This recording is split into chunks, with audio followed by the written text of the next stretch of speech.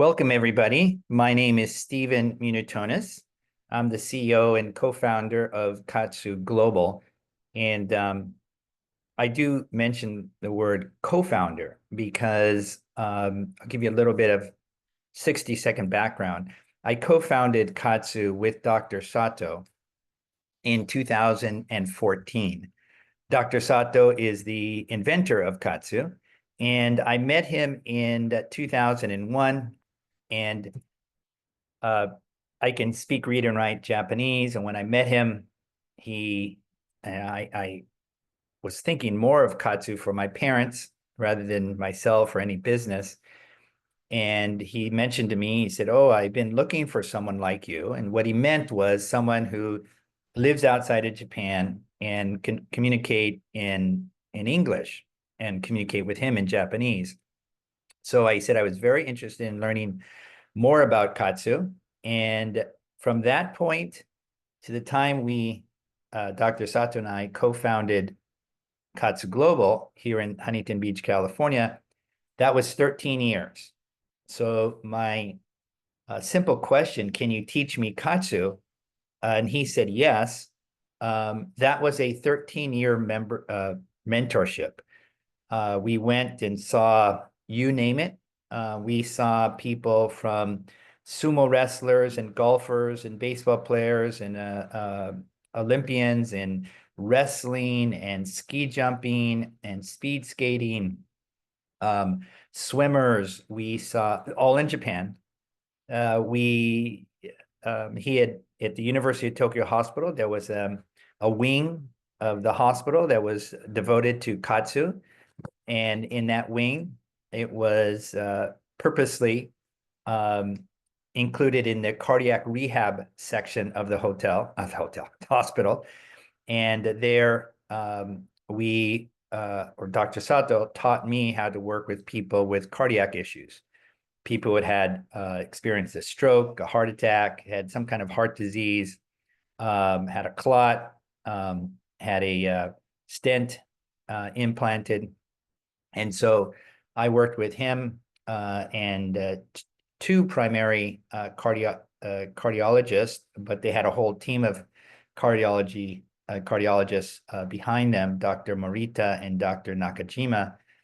Dr. Nakajima, Dr. Morita, and Dr. Sato were all the force behind the hundreds of published research papers that we now know. So anyway, when I say I'm the CEO and co-founder, it's because of this 13-year mentorship. And I never knew when the mentorship was over. It was just one of my visits back to Japan and Dr. Sato's office, about 30 minutes outside central Tokyo. He said to me, "Okay, now's the time to start introducing KAATSU to the rest of the world." And there we have it. And here we are. So today's topic is the KAATSU cycle mode versus a KAATSU constant mode. And for definition, the KAATSU constant mode is when you put bands on and then inflate the band to a certain pressure level and then leave it there. The KAATSU cycle mode is when you inflate the bands to a certain pressure for a limited, brief amount of time, and then it releases, and then pressure begins again. So pressure on, pressure off, pressure on, pressure off, and many of you KAATSU users understand that. But in Japan, when Dr. Sato was teaching me during these 13 years, working with cerebral palsy patients, people with MS, people who are comatose, people who are quadriplegics, people who are paraplegics, amputees, people who had TBI, traumatic brain injuries, spinal cord injuries, you name it, as well as Olympic and professional athletes. It is defined at that time as KAATSU training. Everybody did KAATSU training. And what does that mean? KAATSU training is actually mostly KAATSU cycle and a little bit of KAATSU training. That was KAATSU training. That's how Dr. Sato defined it. That is how I was taught. In other words, you would meet Dr. Sato. When I first met Dr. Sato, we had no pneumatic devices. It was simply bands, very long elastic bands that we would wrap around your arm, and then you wrap around the other arm, and then you either sit there or you do some simple exercise. Then you unwrap the band and you unwrap the other band, and you wait for a little bit, then you'd wrap the band again. It was extraordinarily laborious process, very manual. In fact, when I met Dr. Sato in July in 2001, it was summer. And when we went through the first session, I went to his office in Tokyo, and there was a long line of people, mostly older people, retirees, et cetera, who were waiting to see him. I got in line.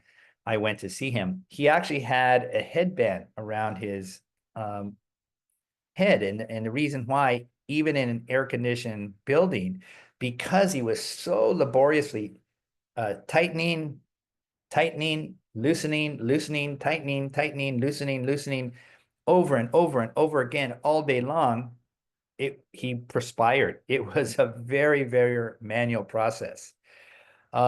Soon thereafter, as we discussed, as soon as I learned the possibilities and the protocols of KAATSU, then I started to think about the business opportunities. And I was thinking, wow, what I see in Japan can be replicated around the world. And now we've done that. Now we're in 70 countries. But at the time, Dr. Sato was doing this so intensely. He was putting his heart and soul into wrapping and unwrapping, tightening and releasing over and over again all day long. And there would be lines of people at his office, and they would go in one by one, and he'd treat them one by one. During that period of time, myself and there were several others, physicians in Tokyo, who were being trained by him, and we literally would wrap and release, tighten and untighten under Dr. Sato's supervision. And he'd tell us, do it a little more, do it a little less, put it higher on the arm, put it lower on the leg, et cetera, et cetera. So he was teaching us the very fundamentals of KAATSU. But he was always using the word KAATSU training. And as myself and the cardiologist, the internist, the orthopedics, the physical trainers, the acupuncturists, et cetera, coaches, as we were being trained, it took me a while to understand that each time that he tightened the band around an arm or a leg, it was incrementally tighter. Either he told me or I didn't grasp it at the time, but when I was first taught Dr. Sato, I thought was just wrapping and unwrapping the bands. I had no idea that he was, every time he'd wrap and unwrap the bands, it was incrementally tighter, just incrementally. And that realization came at one time when I looked at the palm of my hand, and he was teaching me the capillary refill time. So we press our thumb or forefinger into the palm of our hand, and we see it temporarily go white because we're pushing out the blood from the capillaries, and then release. And as he was teaching me that, I looked at my hands and was realizing my palms of my hands were getting gradually pinker, rosier, and red. And I asked him, I said, why is this happening? What is the physiological reason why my veins are popping out a little bit more and my skin is getting a little gradually redder? And he told me, he said, well, KAATSU training, the most important part of it is the KAATSU cycle. Well, he didn't use the word cycle. At the time, we were using other Japanese words. And I said, oh, so every time we tighten, we're supposed to go a little bit tighter. He goes, yes. And sometimes if you understand the Japanese culture, the sensei has someone he is teaching, and they don't explicitly say what you're supposed to do. Under training, when you are being mentored, you're supposed to be observant and you're supposed to understand what is going on. And that was one of these times. So it took me a while to understand that he was gradually tightening. And then at a certain point, he would use the word, it means in English, optimal. And we used to use this word here in KAATSU Global. And the word is, we reach the optimal pressure. And when you reach the optimal pressure, he stopped tightening and releasing. He stopped wrapping and unwrapping the bands. And then he'd have you or the others that were being taught, or those patients he was treating, then he'd have them do a variety of things. Some people, he would just have them sit. Other people, like athletes, he would have them perform their movements. I remember seeing him and a bunch of sumo wrestlers, huge humans, and they were practicing their stance, balance, and other things with KAATSU. Others, baseball players, were literally, once he stopped unwrapping and wrapping the bands, he'd actually have them swing the bat. Or if it was a pitcher, he'd have them go through the pitching motion, because it was in his clinic. He wouldn't actually be throwing a ball. He would just be going through the motions. We work with Kaden. Kaden are the velodrome cyclists. So then these velodrome cyclists, after he wrapped, unwrapped, then he get to a point in KAATSU training that we now know is KAATSU constant.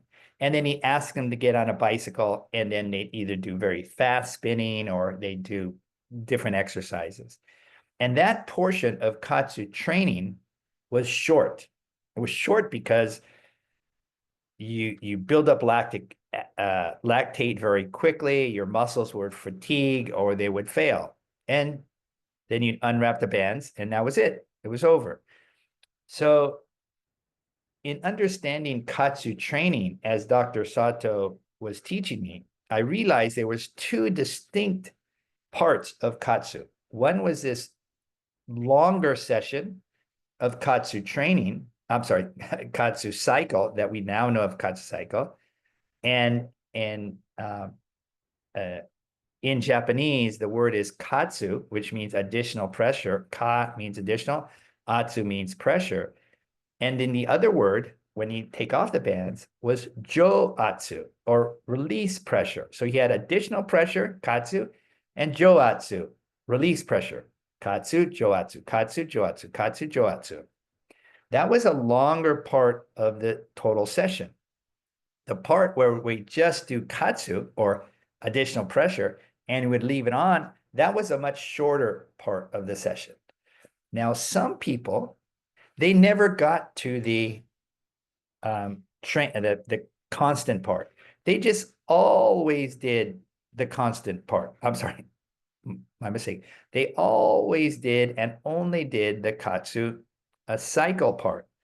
Off, on, off, on, off, on. They never got to the point where it was just on. Younger, fitter athletes, or people that Dr. Sato and the physicians judged that were capable, they would do the off, on cycle mode, and then they'd get to a very short portion of the constant mode, the training part. So in Japan, as it was formally developed, it was called KAATSU training. That was a combination of a longer KAATSU cycle mode and a shorter, or sometimes non-existent, constant mode. So dial forward 13 years, and Dr. Sato and I decided, with Dr. Sato's permission, we started KAATSU Japan. And here, now, after those 13 years, we had a variety of experiences with the pneumatic bands, the bands with the internal air bladder. And here, now, launching in the United States, Canada, Mexico, Europe, Australia, Indonesia, Thailand, etc. Now we were at a point because in Japan, every single KAATSU specialist, or they called them instructors, was personally trained by Dr. Sato. And primarily they were in the Tokyo area. Again, a large market of 35 million people, but they were generally all in the same area. There were a few people in Osaka area, which is 3 hours away, but generally they were in the Tokyo area. And so it was practical and convenient and easier for Dr. Sato to personally train all of these individuals. He would have weekend seminars and people would come Saturday and Sunday and train under him. Some people would come on the weekdays. But all in all, in Japan, being a much smaller, geographically compact country, he was able to teach everybody. Now we come over to the United States, and now with myself and Richard Hurstone, our COO, we started, and there were two of us for the entire 330 million Americans and 300 million Europeans and everybody else. And we knew we could not teach everybody face to face. We started doing so, but quickly, and I flew all the time, all the time. There was never a week where I didn't fly to go meet somebody to teach them KAATSU. But after a while, it was obvious that I could not meet everybody. And so we made a decision at that point, based on doctors, well, at this point, it's close to 40-year experience of KAATSU.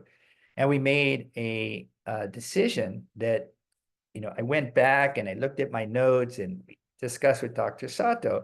It was that for those people who didn't do the last part of KAATSU training, which is KAATSU constant, fell in very distinct categories. They were not young, they were not fit.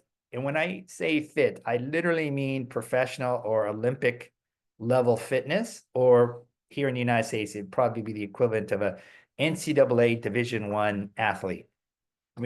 That's what I mean by fit. I don't mean if you're 75 years old and could do 25 push-ups. I mean if you're 25 years old and could do 250 push-ups. That's what I mean by fit. So non-young, non-fit, non-active people, or most people in today's white-collar world, we do a lot of sitting, myself included. And so those are the people that Dr. Sato generally would just do the KAATSU cycle mode. And so as a corporation, because we are not face-to-face with people, we thought this is what we'll focus on. We'll continue to offer the KAATSU constant mode, but we'll focus on the KAATSU KAATSU cycle mode. And what does the KAATSU cycle mode do? So you can hear my band off and on, off and on, off and on. And what's happening is, as we all know, blood is engorged in all the small capillaries and veins of our arms. Blood is going in normally, but is being reduced, coming back for 30 seconds. For those of you who have the KAATSU B2, you can modify that. You can modify it down to 20 seconds. You can modify it up to 60 seconds, but it's for a brief period of time. And 30 seconds is our standard. And so for those people, we want you to only do the cycle mode. Engorgement, release, engorgement, release, engorgement, release. You can do anything that the fit young athlete types can do. You can do walking, you can lift weights, you can do a variety of other things, and you work through the release mode, or when the band deflates. You don't have to stop when the band is starting to deflate. Just continue to work through. So the cycle mode, the reason that that's very good, and you can see the veins that are popping out in my hand right now, is that when that vein is engorged in blood and it's really, really dilated, or popping out, when it's really, really dilated, concurrently and in parallel, my heart, I'll just for discussion purposes, my heart is beating at 60 beats a minute or 1 beat every second. So even though my veins are dilated, there's more blood in it than normal because of the KAATSU band being inflated. In addition to that, I've got my regular heartbeat that's further expanding that vascular tissue. So I have the KAATSU cycle mode on. It's being engorged. In addition, I have that natural rhythm of my heart. And so when the vessel expands, this is a key point in KAATSU, absolutely key point. You want that expansion to be frequent over and over again. And this is absolutely the key point. This is why when Dr. Sato developed KAATSU training over the course of now, this will be the 59th year, he did all kinds of KAATSU. He did KAATSU constant, he did KAATSU cycle. He put bands on his elbow, he put bands below his kneecaps. He did lots and lots of things. And ultimately, he came across what we now know as a KAATSU cycle and KAATSU constant mode.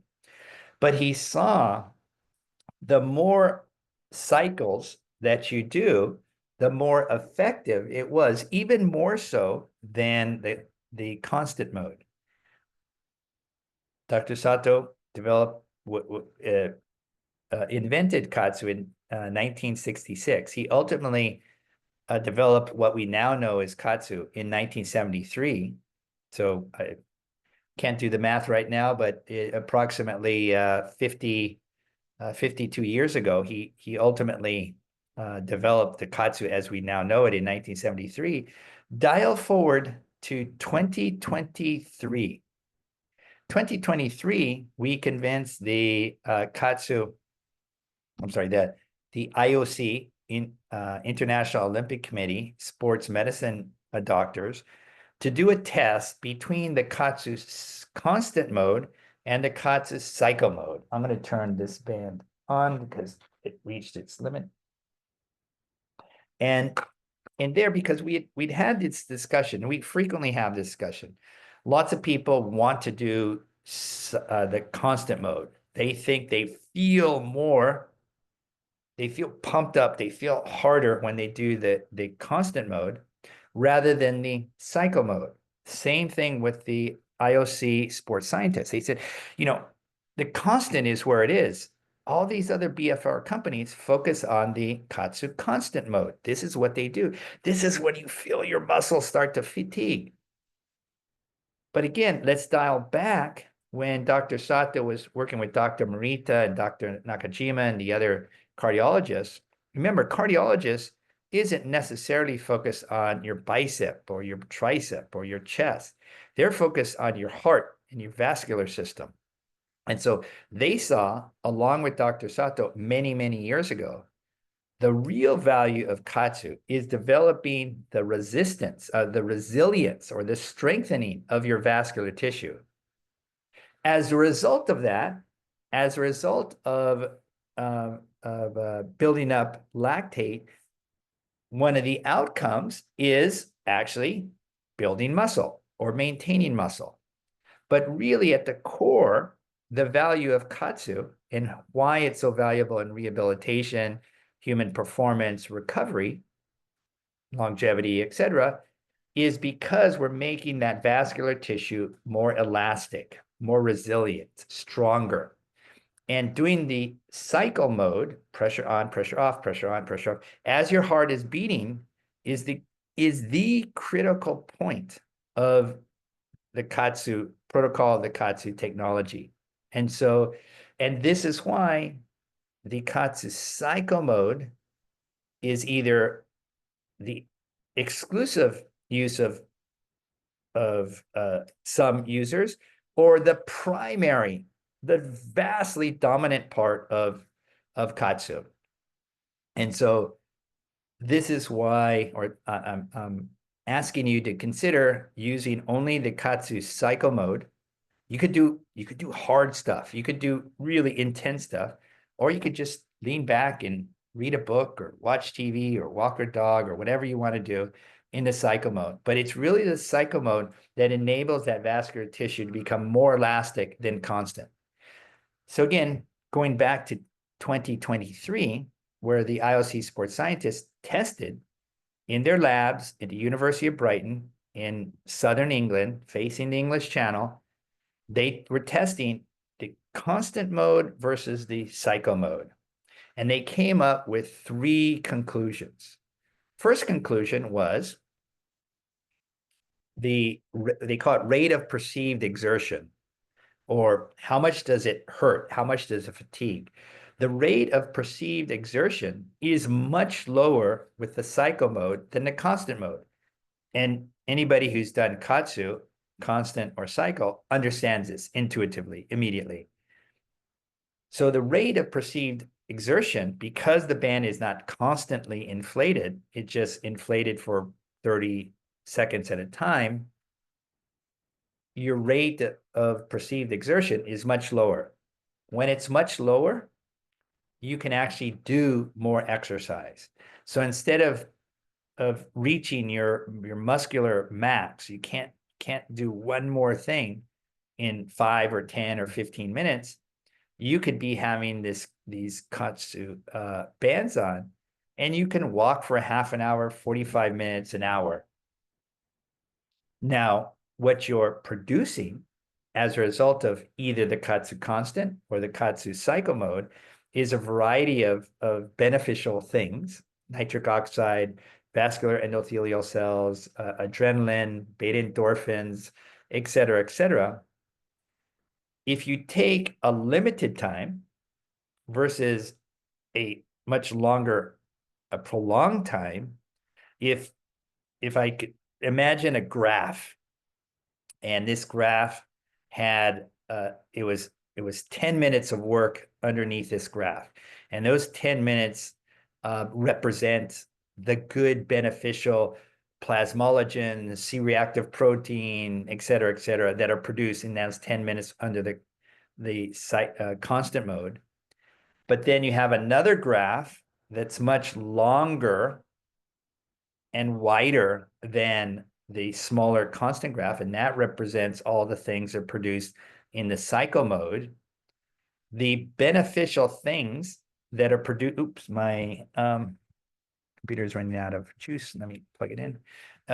The beneficial things that are coming in that longer period of KAATSU are much greater. That was their first conclusion. Because the rate of physical perceived exertion was lower, you could do KAATSU for longer. That has a variety of implications. One, if something doesn't hurt, if something feels good, but it actually is not painful, not uncomfortable, and you can do it, then they knew very well, the scientists and the physicians and the researchers there, they knew very well that they could ask athletes or non-athletes to do KAATSU on a daily basis repeatedly. If something hurt, if something was uncomfortable, there will be some portion of the population who just type A athlete types who just like to grind it out. Okay, those people will do KAATSU, but not everybody.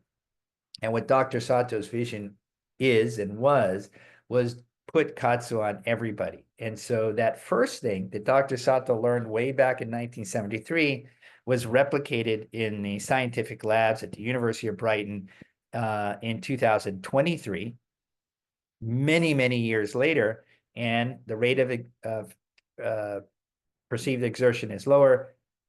The amount of time is therefore longer, and this is very important. The amount of lactate produced was equal. It was equal. So in other words, we build muscle, which was the first sort of goal. Now we have it as a secondary goal. But first, the first goal was to build muscle. But we were producing the same amount of lactate in cycle as we do constant. and therefore the amount of growth hormone produced, the amount of beta endorphins, et cetera, produced was the same. So if something can be done longer, if something can be just as beneficial, something doesn't hurt, then the cycle mode is way to go. Then there was a third benefit that we had not discussed with the scientists or physicians over there. We had not discussed, but they came out separately with a third edition. And again, because they're with the Olympic movement, they were very focused on athletic performance. And this third one was very profound. And I was so happy when they came up with it. And they said that the cognitive awareness of doing the KAATSU cycle was significantly greater than the increased cognitive awareness of doing the constant mode. Dr. Sato, myself, understood. Of course it is. Why was that? Why was that the case? Because the increased cerebral blood flow, blood volume in your brain increases during KAATSU, and it increases based on this constant. You have more blood flow, you have more blood volume in your brain, you're going to be more cognitively aware. And why was that important for the IOC sports scientists? Is because when you're an athlete, you could be a baseball player, a boxer, a swimmer, to be cognitively aware as you're performing your particular sport is very, very key. Think of Michael Jordan or Steph Curry or LeBron James in basketball, Wayne Gretzky in ice hockey, Shohei Ohtani in baseball, etc. These athletes are very aware of when the ball is coming or when to make a pass or when to do a shot. They're cognitively aware. There was I forgot who it was. Was it Stan Musial or somebody way back when, and they said that they could see the seams of the baseball it was coming in. I don't know if that's true or not, but having increased cognitive awareness was key for these sports scientists to discover. And they announced that at the World Congress of Sports Medicine, which I attended. So these three advantages came about through the cycle mode relative to the constant mode. So there are physiological reasons why you want to focus on the cycle mode. There are cognitive advantages of doing the cycle mode. And so these are advantages and disadvantages. So anyway, I will stop here. And I will, last week, unfortunately, Zoom had a problem. I was not able to log in the morning session or the 12 noon session or the 5 p.m. Pacific Standard Time session. I apologize. And that we had some questions last week, which I was going to go over last week. Unfortunately, I was not able to. And so before I take the questions that you people have just inputted, I'm going to go over the questions I got from last week, and I'm going to share my screen so you all can actually read through the questions and see the questions as I discuss the answers. So let me share my screen. Okay. I hope you can. Oops. There we go. So these are the questions. Oops, let me move all this stuff. Okay, so the first question comes from Jeffrey, and he asks, can I or should one use the KAATSU bands over clothing or directly or only directly on the arm or leg? It's a question. We always recommend putting your KAATSU bands over clothing. I know when I go into athletic departments at colleges, a lot of the athletes have, oops, what did I just do? Oh, sorry. A lot of the athletes have tank tops, and they're putting the bands over the Maria, I'll get to your question as soon as is here. Let me get the answers here. We put them over clothing. So one, they don't get ruined or smelly because of perspiration. That's the first. Second is some people, especially in summer when it's humid, there's a lot of perspiration, and if you put it directly on the skin, then the bands can slip. They have more friction when you have when you put the bands over clothing. So we recommend putting the bands over clothing, either a t-shirt or some kind of upper body covering or lower body covering. Next question comes from Susan, and it says, I'm 70 years old, eat well, and in good health. I exercise daily, whether it be swimming, aerobics class, walking, pickleball, or some weightlifting. I would like to gain more muscle mass and get rid of my varicose veins. In what capacity should I use these? Should I use my KAATSU to get these results? So those are two different things. So we'll address the muscle mass first. We recommend that you use you're 70. I know you're in good health and you seem extraordinarily active, but we want you to exclusively use the KAATSU Cycle Mode. Here, you can still build muscle mass, and we call our recommendation the 3-point exercises. And that is doing bicep curls, doing tricep extensions, and doing hand clenches for your upper body. For your lower body, and because you're very active, we would recommend standing heel raises, and then standing leg curls. So when you can hold on to a chair or a table or wall, and then lift one leg up. So bring your foot up to your bottom and drop it down, foot down, up, foot down, up, down. And then what we call quarter squats. You do all of those in one session. Of course, you would put the bands on your arms for the bicep curls and tricep extensions and hand clenches. And then for your lower body, when you're doing the heel raises and the leg curls and the quarter squats, you put the bands on your legs, always on the cycle mode. And then what you do is you do sets. Go do one set, then do another set, etc. It could take you up to 45 minutes. It could take a half an hour, 45 minutes, hour, however long you want to go.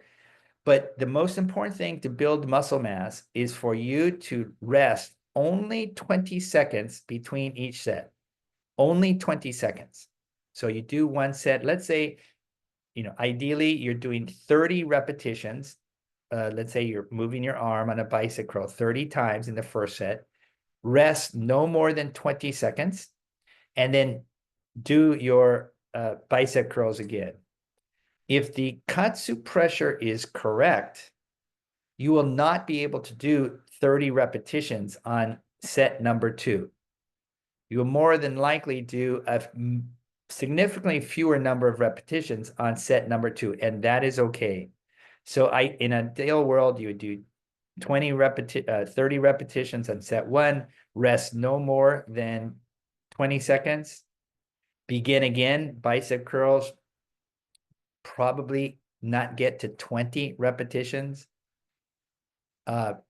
rest no more than 20 seconds, start again. You may only be able to do 8 or 10, rest, and you continue that with all the other exercises that I mentioned. If I'm going too fast, there are 2 things you can do.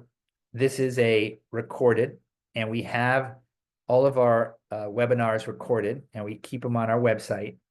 2, you can send an email to us at info@kaatsu.com, info, I-N-F-O, @kaatsu.com, and then we will answer your email question. To get rid of your varicose veins, you have to be very patient. Varicose veins didn't start off from day 1 to day 2. It was accumulation of lifestyle and your vascular system not functioning as it did when you were younger.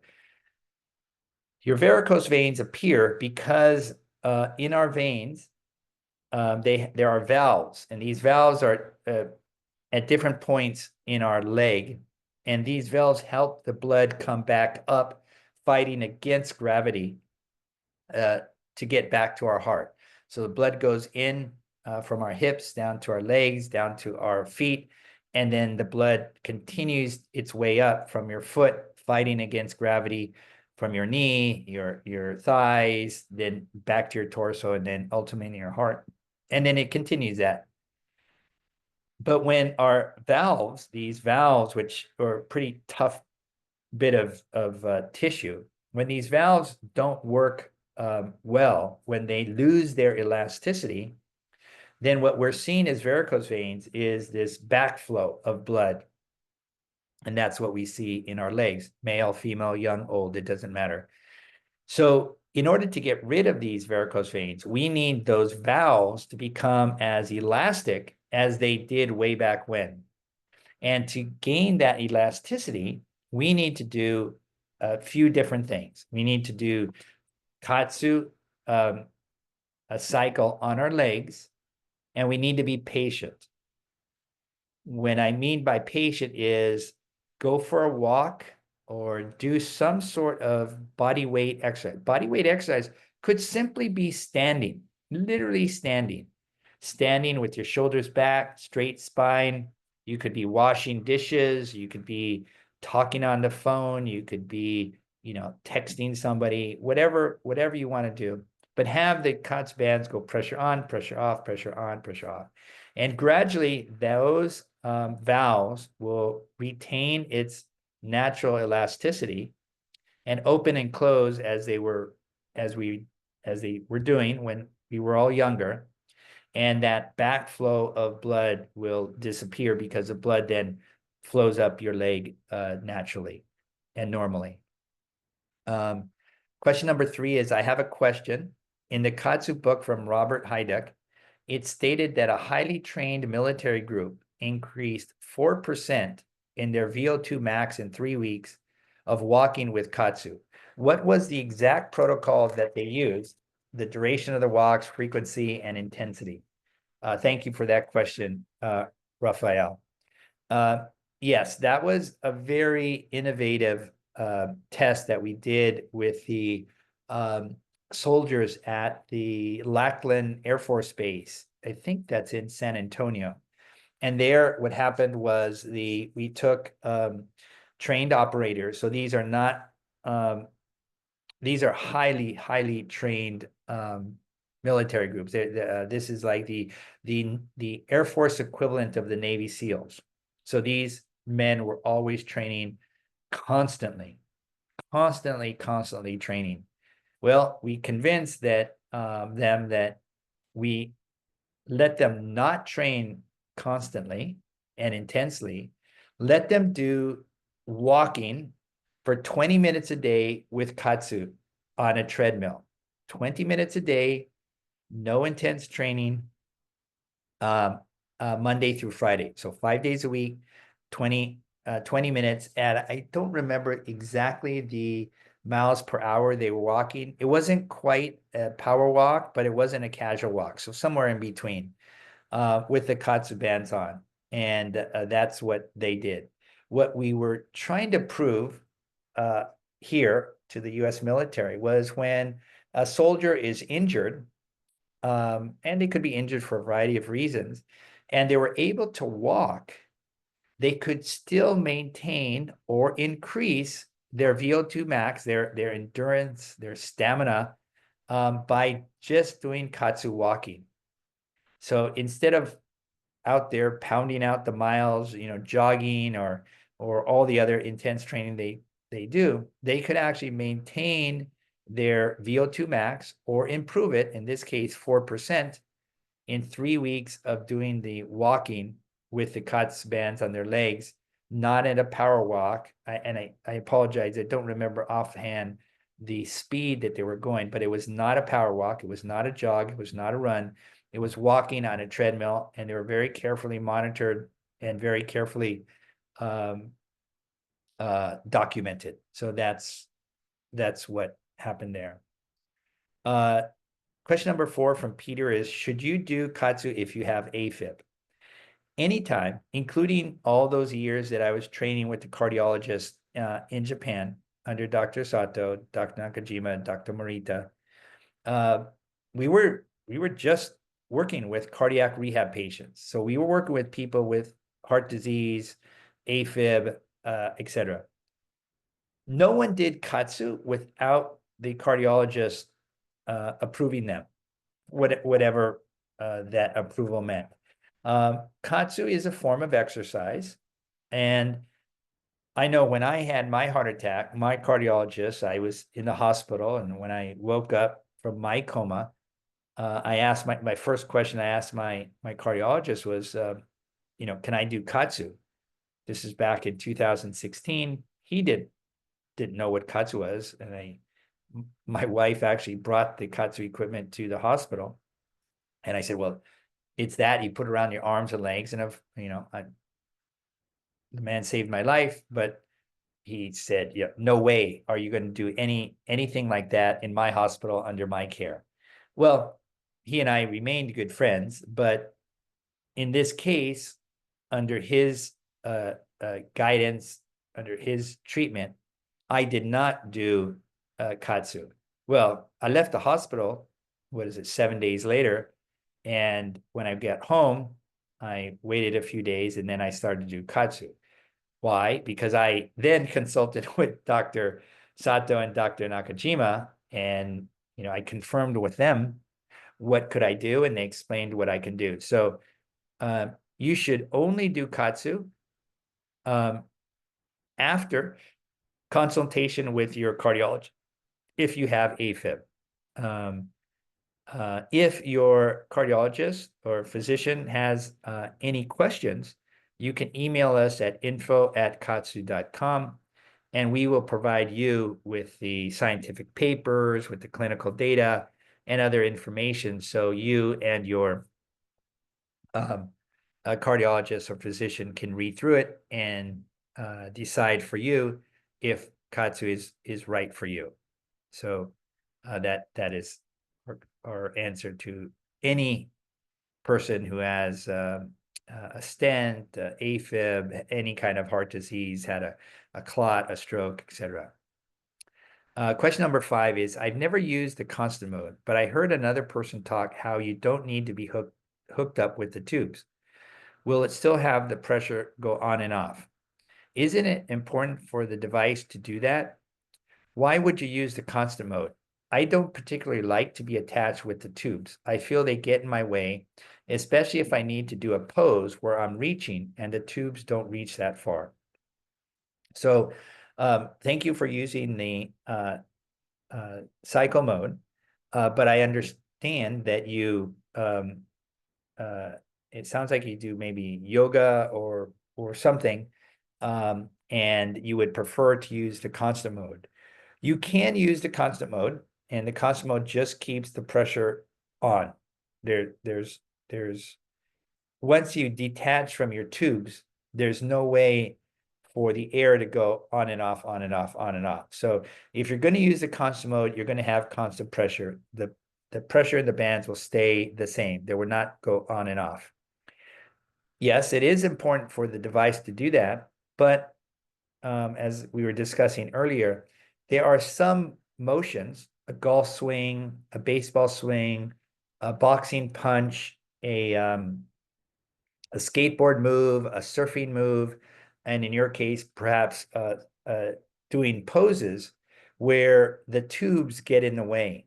And in this case, we do the more limited constant mode when you're doing your poses. So you can do your pose, you can switch, you can take off the tubes and have the air inside the tubes, and then you just do your posing, and when you're finished, then you take it off. We do recommend that you limit that to 10 minutes, but it is possible, and if you would like to do that, that's great.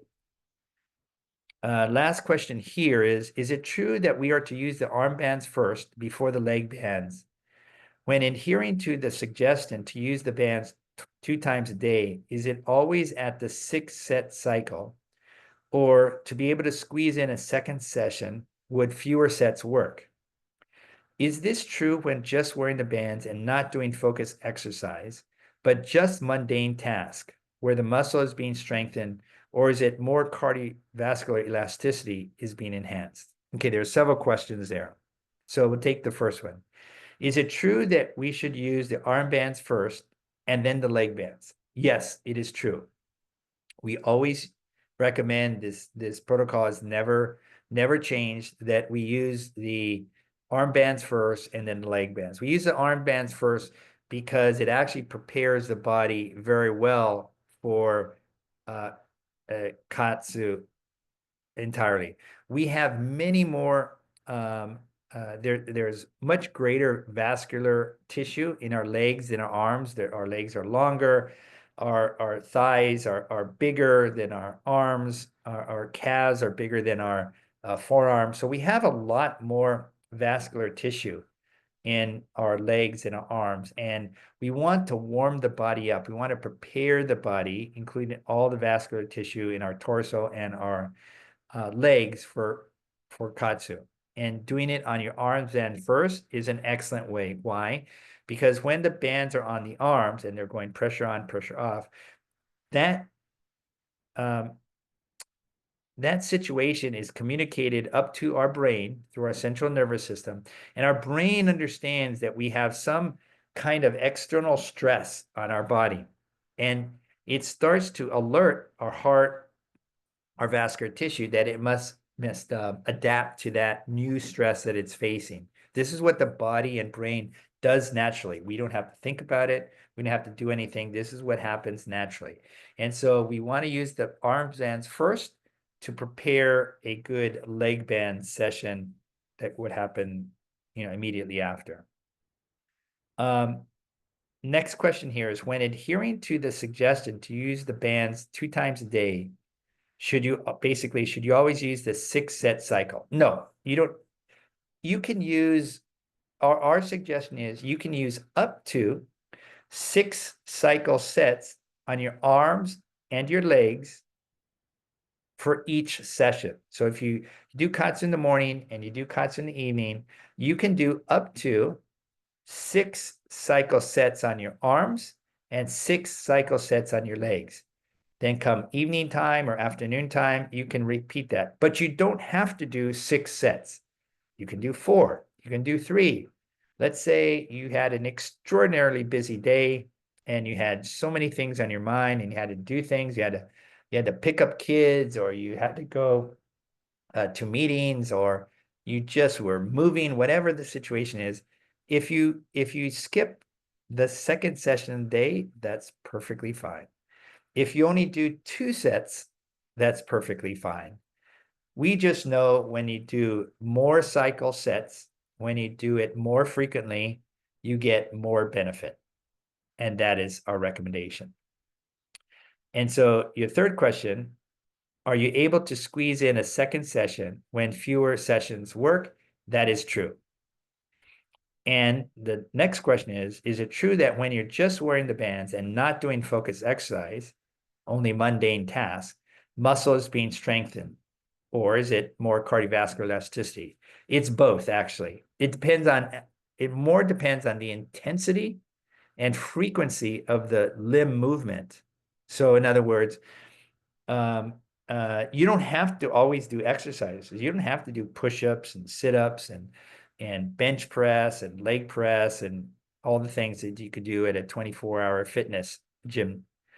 You can do mundane tasks, whether that's folding clothes, washing dishes, gardening, reading, holding a book up and reading, whatever it is, walking the dog.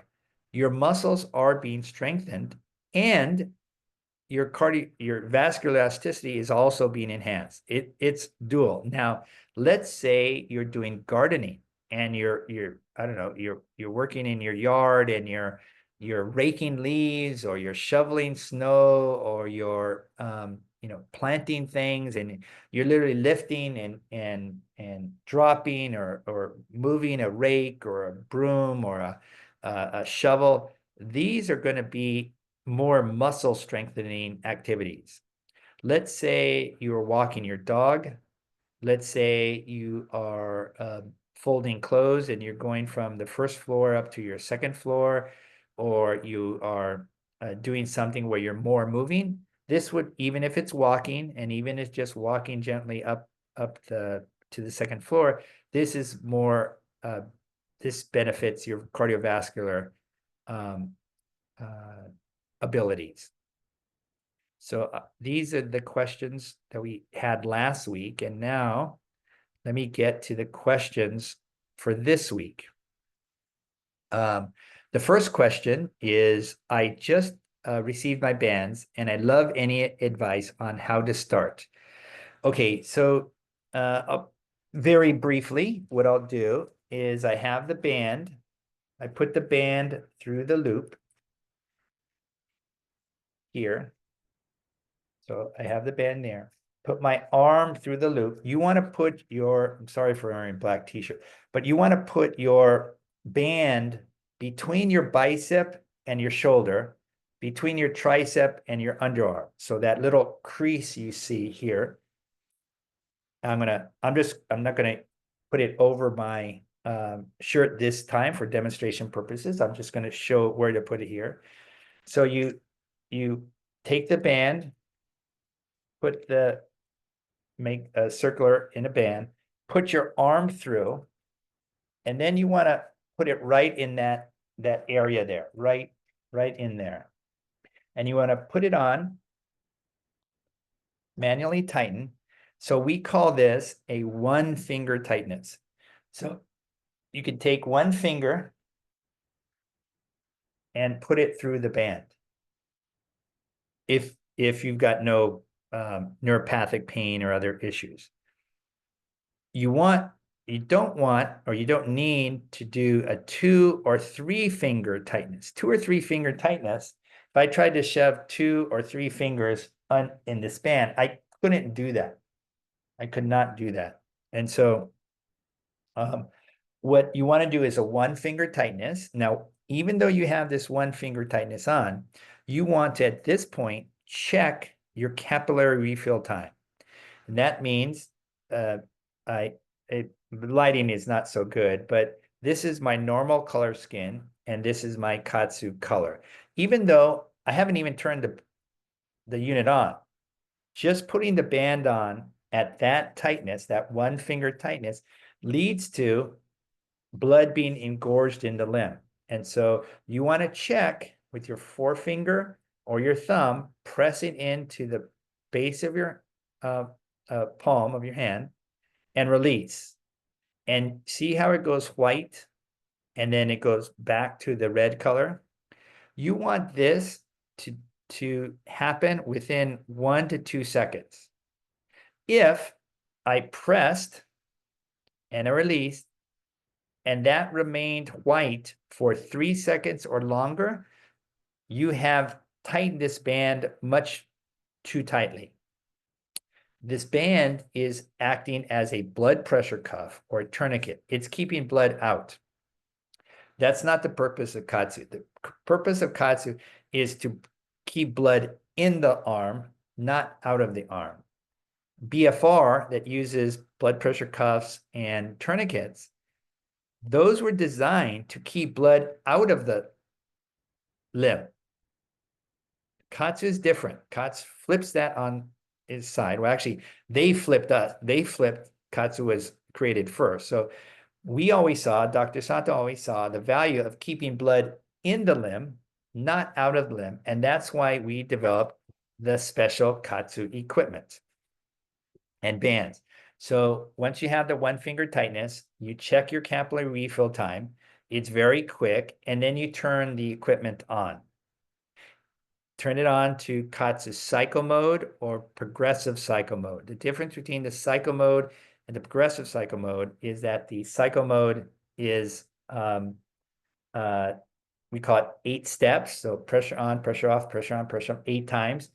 The progressive cycle mode starts off low and ends up high, but there's 16 steps in between. So you're very, very, very gradually increasing pressure. And that is the key of KAATSU, to increase pressure only very incrementally. Our vascular tissue responds well, and it responds best. It is most optimal when the increase in pressure is very, very optimal. And so that is how KAATSU was designed. Now, since you can see me now, I can actually demonstrate the 3-point exercise easy. So you turn on your equipment. Now I have the KAATSU M1, which is it functions through infrared. Oops, that turned on, sorry. And so when it's on, the 3-point exercises are opening and closing your hands. You can do it slowly, and really, you can do it casually, or you can do it, more intensely. That's one. The second is, and I'll zoom out so you can see better, it would be a bicep curl. And you can even see, or at least I can see, I'm right-handed. So this is my stronger arm. This is my left hand. This is my weaker arm. But you can actually see a vein here, and you see nothing here. So this arm is very much engorged in blood, and this hand is now much pinker than this hand. So then the second set is this bicep curls. If you want to build as much muscle as possible, go very, very slowly and contract your muscle up and down. You don't need to do this, or you can, of course, but if you want to build muscle, we want you to go very, very slowly up and down, up and down. And then the last is what we call tricep extension. And that's where you just push your arm back and you work on the back side of your muscle, the back side of your arm. So those are what we call 3-point exercises: hand curls, bicep curls, and then tricep extensions. Do it as slowly as possible. And that's how you would start in your arms. For your legs, you do the same. Now, there's a very important thing that we do it for advanced users. And this is really, really interesting physiologically about the human body. So I have this band on. It's actually been on for, I don't know, maybe 5 minutes or so. I'm going to turn it off. Not even 5 minutes. I'm going to turn it off. So it's off now. Now, during this period of time, I've been engorging my limb in blood. You can see the difference between this hand and this hand, especially there. Now, so this arm is engorged in blood. That means the vascular tissue is more elastic. It means it can expand and contract much more easily. And guess what? Just after that period of time, I can take my band and actually tighten it even more. And this is really interesting because a lot of people say, well, I did KAATSU and my band is falling off. Well, the more cycles you do, the tighter you could put on the band. Now, there's one caveat, of course. You always want to make sure that you're having a very fast capillary refill time.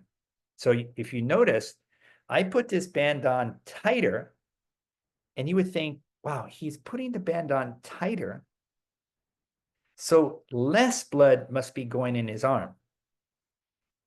It's absolutely false. It's the exact opposite. What's happened is I put this tighter, I have more blood in my arm. And how do I know that? Is because when I press here, look how fast the blood comes back.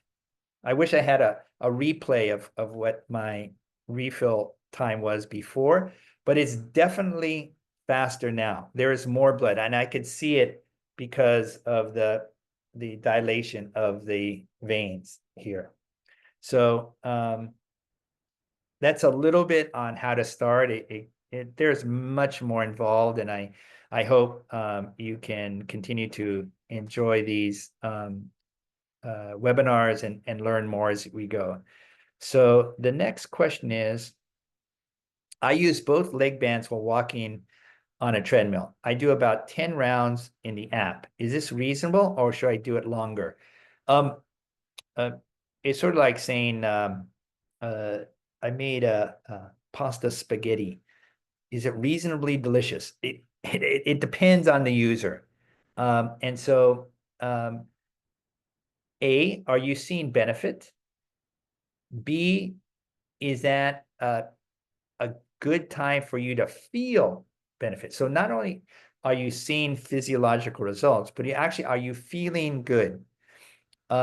Everybody, when they first start out KAATSU, should do it for a short amount of time, let's say 1 or 2 cycles, and then move on. The more and more our vascular tissue adapts to KAATSU, the longer and longer you can use KAATSU. So for example, when I first met Dr. Sato back in 2001, his sessions with me were very short, 10, 15 minutes.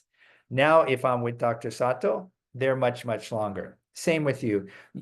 The more KAATSU you do, the longer or the more pressure you can apply.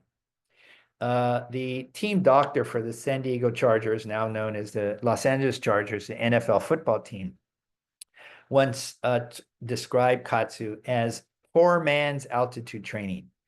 Why? Because when the NFL football team was in San Diego, they were in the same division as the Denver Broncos. So the San Diego Chargers, the team had to travel up to high altitude and then play an intense football game. But they were always training at sea level, whereas Denver Broncos were always training at high altitude. And so they were accustomed to the less amount of oxygen in the air. So with KAATSU, you are creating a hypoxic situation. So there's less oxygen in the blood because there's not the normal transfer of blood here. It's only for 30 seconds, so it's safe. Don't worry about that. And what he wanted to do, what he'd like the athletes to understand was, if you train with KAATSU a little bit in the preseason, more in the a little bit in the off season, a little bit more in the preseason, longer in the regular season, and then use it in the championship season, your body will adapt to that. Same thing for you. You do about 10 rounds in the B2 app. You could do more, or you could simply put the bands tighter, as long as you have the very fast capillary refill time. I have plain bands, paid $25 on the arms and legs, and lift dumbbells for 5 minutes. I have plain bands, cost $25 on my arms and legs, and lift 5-pound dumbbells for 15 minutes on my arms and 20 minutes on my legs. Is this okay? Does this have KAATSU results or not? Thanks. I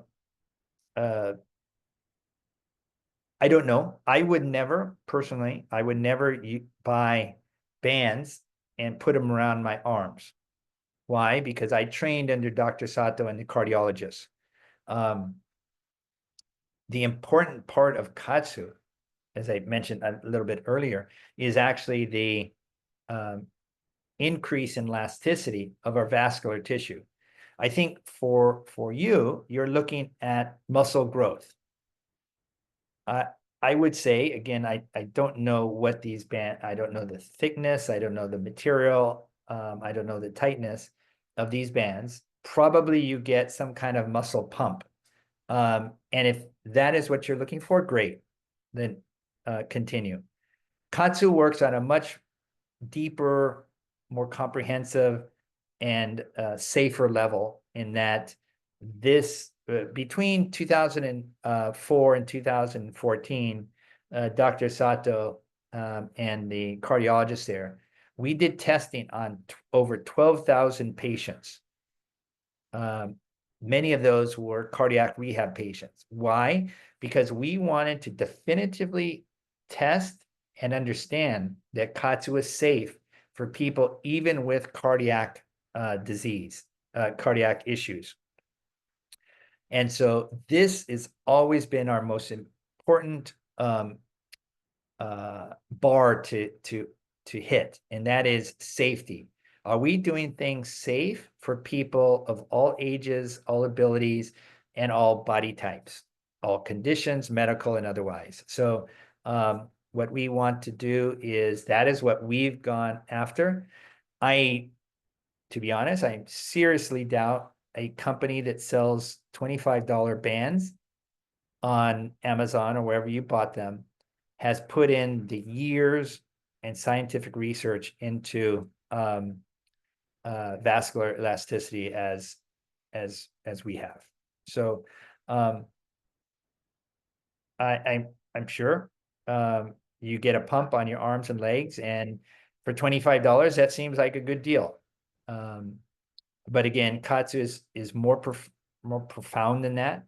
We are looking at increasing elasticity of the vascular tissue, and for that, you absolutely need the cycle mode, as proven by Dr. Sato, Dr. Nakajima, and team of cardiologists in Japan. Same number in China, same number over in Europe.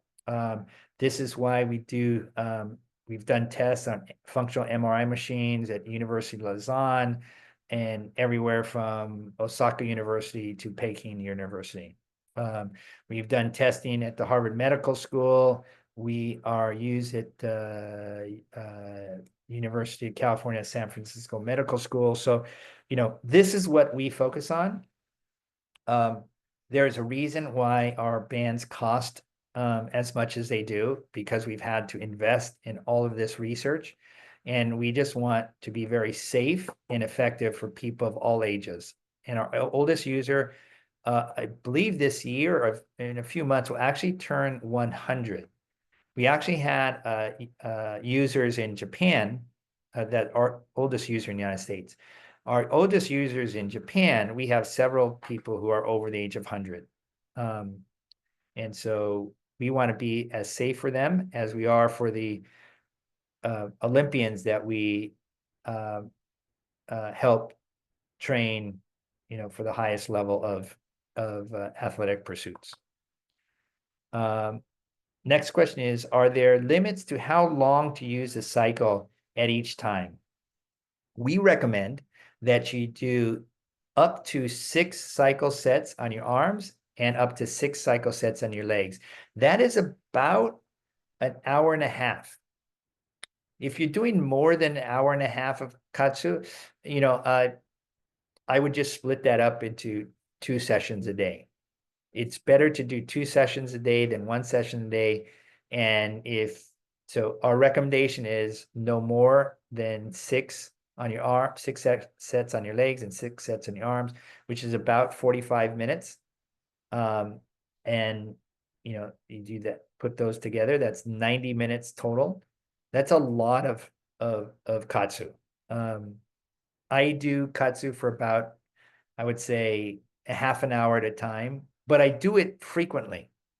I'll do it during a business meeting. I'll do it during a Zoom session. I'll do it during while walking the dog. And for me, that's what I enjoy. I don't lift weights. I don't, I don't exercise as defined by contemporary America. I do KAATSU, and it's kept me pretty healthy. So next question is 15 minutes, 30 minutes, an hour. I think this is a question regarding how long. One cycle set is about 6 to 7 minutes, depending on how big your band is. If you have an extra large band, it takes longer to fill up with air than a small band. And so it takes about 6 or 7 minutes per set times 6. That's about 42, 43 minutes. And then, obviously there's setup time. So that's why we round up to 45 minutes. You can do that on your arms, and then on your legs, that's an hour and a half. That's pretty long. You don't need to do that, but that would be our recommended maximum time. The next question, in the testing, when comparing the 10-minute constant mode, how long was the cycle mode that they tested that equaled the same lactate produced? It was all the same. So it was, I don't know their time. I think their time was, they actually did it by exercise. And it could have been somewhere between 12 and 18 minutes. So they were doing leg presses. And so they did the same amount of time with the leg press. And I'm sorry, they did the same amount of exercise duration, constant versus a cycle.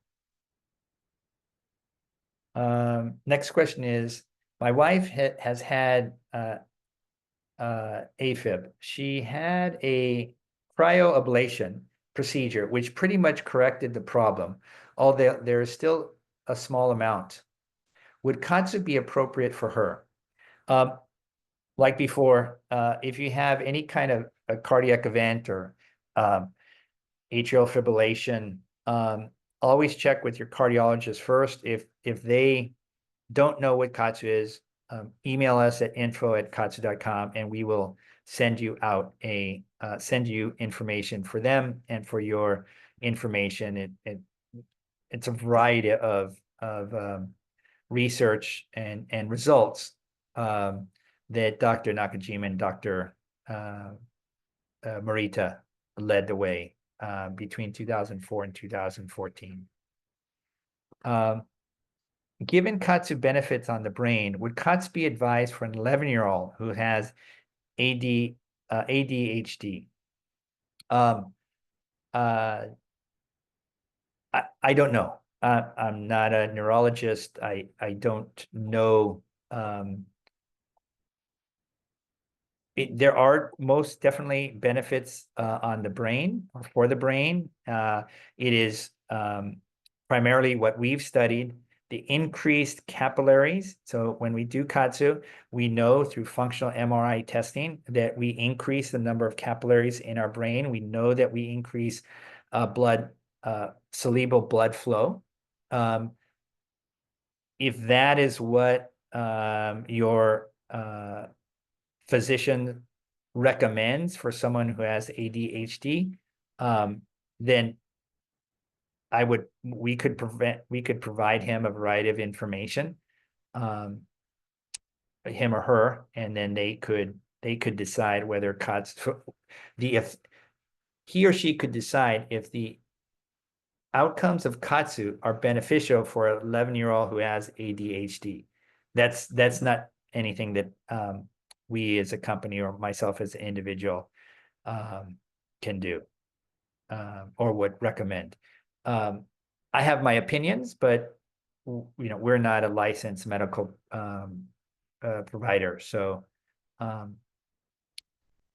send that question to info@kaatsu.com and then we can respond to you with a variety of information, and then you can pass that on to your child or this 11-year-old's physicians.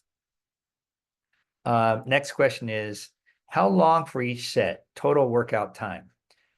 So it depends. Are you a Olympic or professional athlete who is training for something very specific? Or are you a person in their 40s, 50s, or 60s that just wants to maintain or improve your health?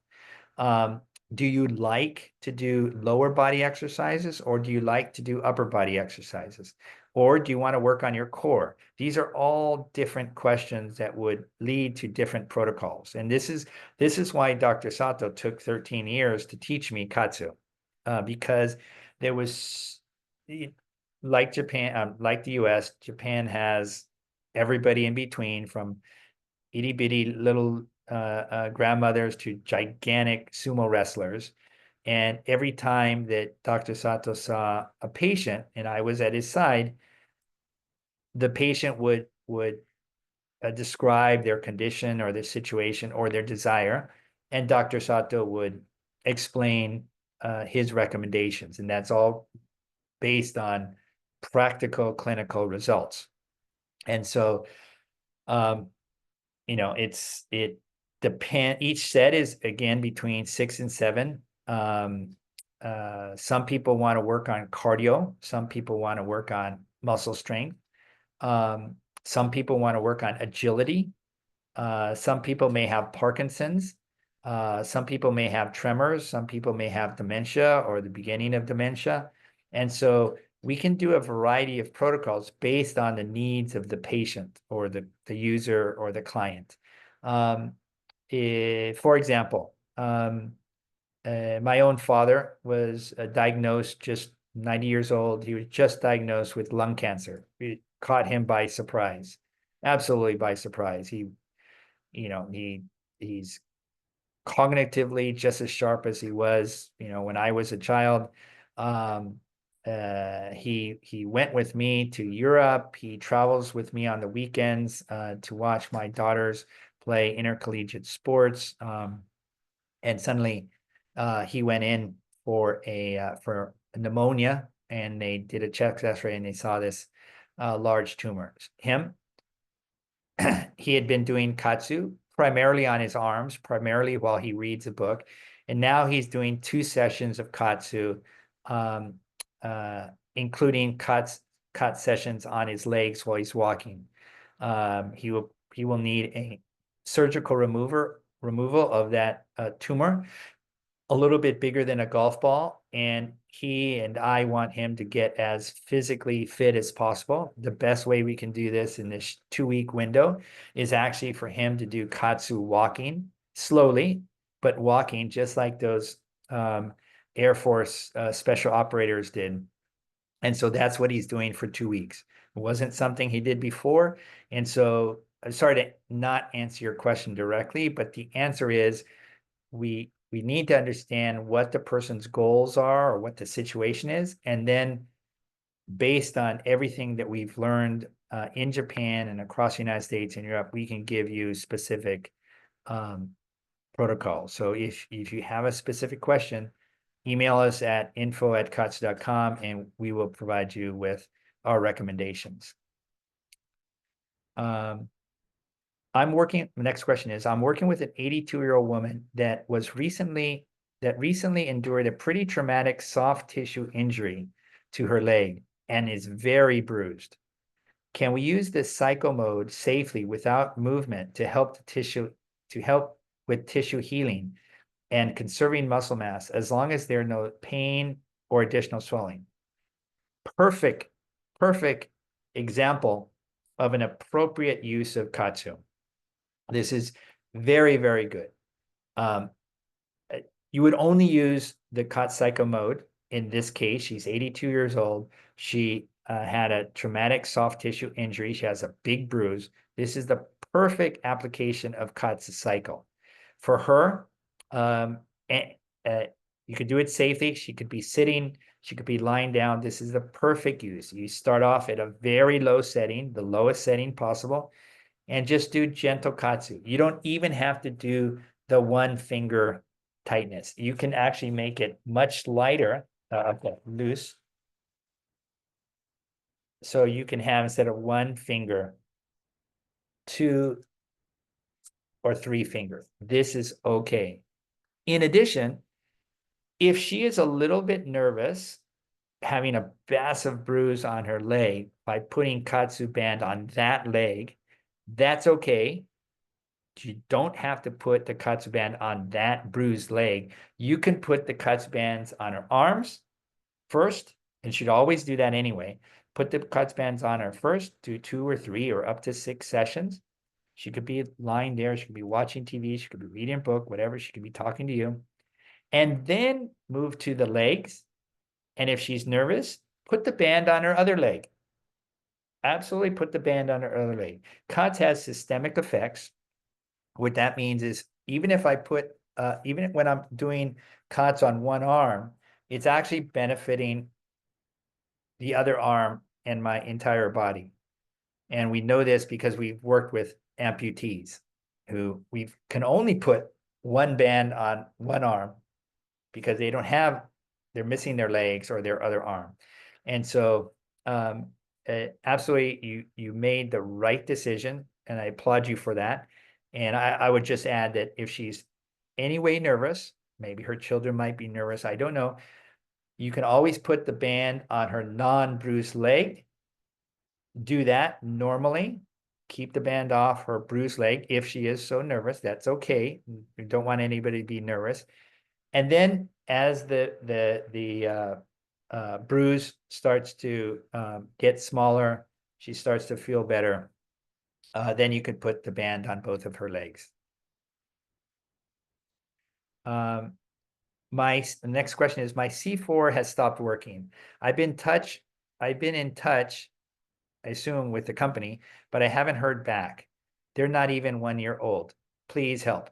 Okay, so email info@kaatsu.com. Put at the top of the line something like webinar question, webinar participant. Put your name. I see actually your name on here. And then I will jump on it with our customer service staff. So yeah, don't worry. The equipment is under warranty, so not a problem. And I apologize for not hearing back from our customer service staff. Next question is, can you do KAATSU when you have an open wound? Very interesting question, because I live in Huntington Beach. I swim in the ocean occasionally. I've been stung, bitten, and other things when I've been in the ocean. The first thing I do when I have a wound, last wound that I had was a, what do you call it? I got stung at the bottom of my foot with a stingray. So a stingray is not that big in the shallow water, and get under certain conditions. As you walk in the water, you step on the stingray. The stingray is like a scorpion. It's like a water scorpion, and it has these prongs, and it goes in your leg or your bottom of my foot. And then because then I knew exactly what it was when it hit me, I kicked it off. And when I kicked it off, the prongs, lacerated, it cut my bottom of my foot. I came out. First thing I did was I had sand on there, so I knew I had to wash it off. I washed it off. I called my wife. She met me at the beach. She knew exactly what to do. She brought my KAATSU bands, and in this case, like before, I did single limb KAATSU. So what I did is I put the bands on the leg where the stingray had cut me, and I made that the leg band. I did this cycle. I did it for probably at least an hour. I rested. I ate. Did it again. I did it 3 or 4 times that day. Constantly KAATSU cycle, KAATSU cycle. So I'm broken up. I didn't do 4 hours or 3 hours constantly. I broke it up throughout the day. What's happening is you've got the broken skin, and of course you've got the blood going in that area. But what's happening is it's actually creating more capillaries around. As the body starts to heal itself, you want the blood in that area, and it healed right away. I was at the Paris Olympics just last summer. Myself and Chris Morgan, our chief performance officer, visited Paris for both the Olympics and the Paralympics, where KAATSU has many, many athletes from around the world. We were helping the athletes who were the KAATSU athletes, doesn't matter what country, and many Americans, Germans, Brazilians, Japanese, you name it. They were KAATSU users, and we were there to help support our athletes or athletes from those countries. And in our Airbnb, shockingly, the ceiling came down on us. 5:30 in the morning. I thought it was an earthquake. Was my first thought. My second thought was, oh no, it's a terrorist activity. I thought the building had been bombed, literally. I jumped out of bed, and as I was running across the room, I was heading toward the exit, because I literally thought it was either earthquake and the building's falling down, or it was a bomb and I thought the building was falling down. So I was heading toward the exit. as I heading toward the exit, the roof caved down on me. Everything came down. Everything was covered, smashed, broken, you name it. At that moment, I thought, this is a terrible way to die. I've never had that sensation before, and I was thinking to myself in those moments where things were coming down on me, I go, God, all the people I wanted to say goodbye to, don't have the opportunity to say goodbye. It was a terrible feeling. Anyway, that came down. I had cuts all over my body. So what did I do? Chris Morgan is a longtime KAATSU user. I'm a longtime KAATSU user. So we cleaned the wounds. Fortunately, nothing was broken. We lost all our stuff. Nothing was broken. We exited the building. Again, we thought it was under an attack. We exited the building at 5:30 in the morning. We realized it was only the Airbnb room where we were that was damaged. It was total. It looked like a bomb went off. But the key point here is I had lacerations all over my body. I did KAATSU on that. I probably at that day, I know I did at least 2 to 2.5 hours of KAATSU immediately after. I got out, cleaned my wounds. There's still blood coming down. My clothes were filled with blood, but I had my KAATSU bands on my legs and my arms. And lo and behold, I actually have pictures that I took around 6 p.m. at night. We called Airbnb. And we got a new Airbnb just a while away, but we couldn't get in until 6 p.m.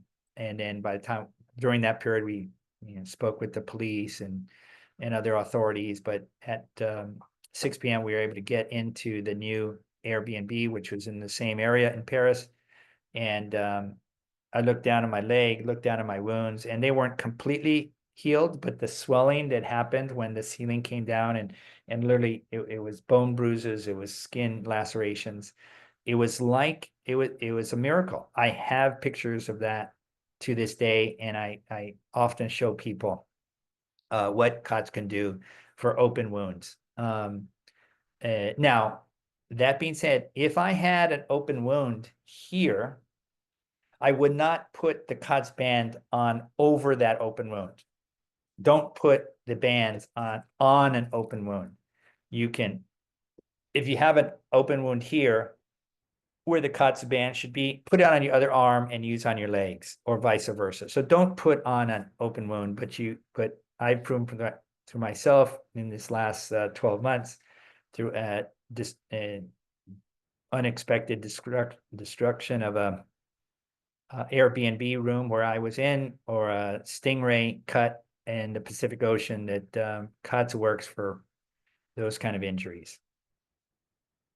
Next question is, are there any studies or results on KAATSU and osteoporosis? Yes, there are. We can provide that. We have a pretty detailed explanation, both for physicians and for lay people, on what happens for bone strengthening, if you will. Just info@kaatsu.com, send an email, ask that same question, and we'll send you out information on that. Next question is, with KAATSU constant, I do maybe 20 to 30% of max power. I was trained 10 years ago. Can you do more weight with the cycle mode? I don't know. You probably could, but more importantly than more weight is you'll definitely be able to do more repetitions. And why is that important? Think of lifting. I'm just going to use bicep curls for the moment. Let's say I'm lifting, and I can't lift this much, but let's say I was lifting 50 pounds, and I did a certain number, and then I went to a muscular failure. Well, in the weight room, generally, we have dumbbells or barbells, and we have a certain amount of weight. Let's say that the plate is 5 kilograms or 5 pounds, and I put 2 plates on either side, and now I'm lifting more. So generally, you're going from, let's say 25 pounds to 30 pounds to 35 pounds, etc. But with KAATSU, what you can do is effectively increase your pressure, which would effectively mean that instead of 50 pounds and then going to failure, now, when you go to failure, now try 50 pounds and 1 ounce, 50 pounds and 2 ounces, 50 pounds and 3 ounces. You will be able to squeeze out more repetitions. And it's those additional repetitions that will actually help you at your maximum power to get stronger or bigger. So Dr. Sato taught me, instead of thinking of an absolute number of weight to lift, think of increasing your pressure as you're lifting the same amount of weight. So let's say I have, and I wouldn't do that, but let's say I had 2 pounds. And I went to, which I would do. I lift 2 pounds till max. Well, keep on doing that until your muscle failures. Increase the pressure 10 SKU or 20 SKU and see if you could squeeze out 3 or 4. And I think that would be the difference between, that's what we would recommend. Increase the pressure rather than increase the weight. I have a Master 2.0 and the firmware says it's not there. How may I go fixing this? So the Master 2.0 is a product we made, I think, 2014 and 2015. So we're coming up 10 years. What you can do is email us, ask the same question, email us at info@kaatsu.com, ask the same question. And because it's a Master 2.0, we can send you out new firmware. My colleague, Richard Hurstone, will communicate with you. He's the one who manages the firmware of our older products. So you and Richard can communicate by email, and then I'm sure this firmware issue can be resolved. Next question, are there any diminishing returns if you use the bands for more than a 6-cycle set twice a day? Let's say I'm stuck on the computer for the day. Can I cycle for more than 2 sets and receive the benefits as long as the capillary refill is all good?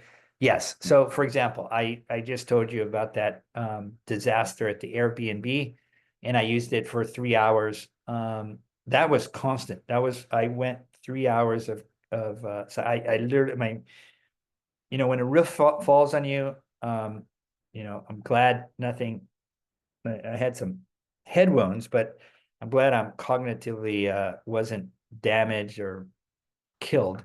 But I wanted to, it was, I think on the second or third last day of the Paralympics. So I was either going to go in the hospital or I was going to get better. And so when you're stuck like you are at a computer, or me in Paris injured, go ahead and feel free to extend the cycle sets as long as you've got that capillary refill. It's all good. Good meaning quick. Next question is, how do I determine what is the best pressure for me? The best way to do this is actually through that 3-point exercise. And this is what I mean. You want the highest pressure, highest cycle pressure that you can withstand. So you have a very fast capillary refill time. This is one of the parameters. So you want to increase the pressure to a point where your capillary refill time is very, very fast. Very fast. You do not want it to be slow. The faster it is, the better.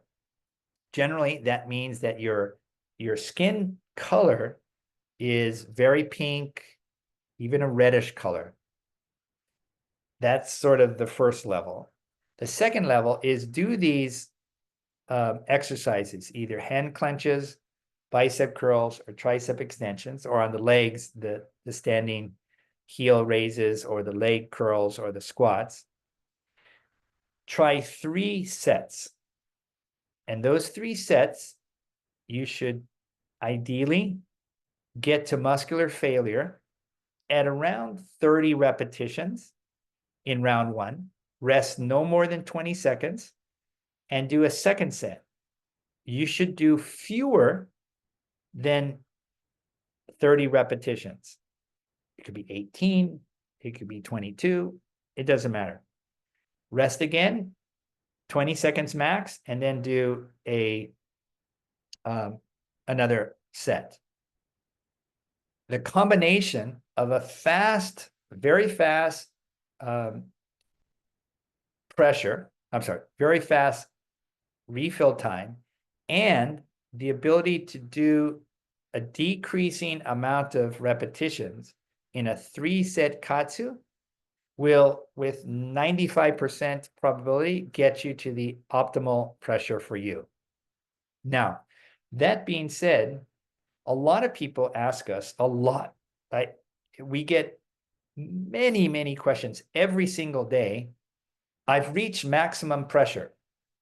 I want to do more. To be honest, when I see somebody at 400 SKU, I know 100% sure, I know for 100% sure, they do not have the bands on tightly enough. So we've got this manual tightening that I just did. And for people who say I did a full workout and I went to up to 400 SKU and I was on constant mode and I didn't feel anything, I 100% guarantee that their bands were not put on their bands tight enough. The most important thing of KAATSU is not that you're at high pressure, is not that you're at a higher pressure.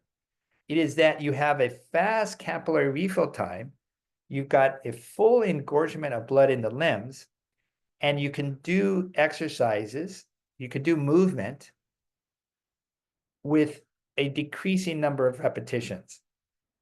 This is the key. Doesn't matter if you're at a really high pressure or a higher pressure. It matters the pressure is appropriate for you. And that's why in Japan, when I was taught, the pressure, the word that we used for the right pressure was called appropriate pressure. That would have been the closest translation. Appropriate pressure. What is appropriate for you today is X.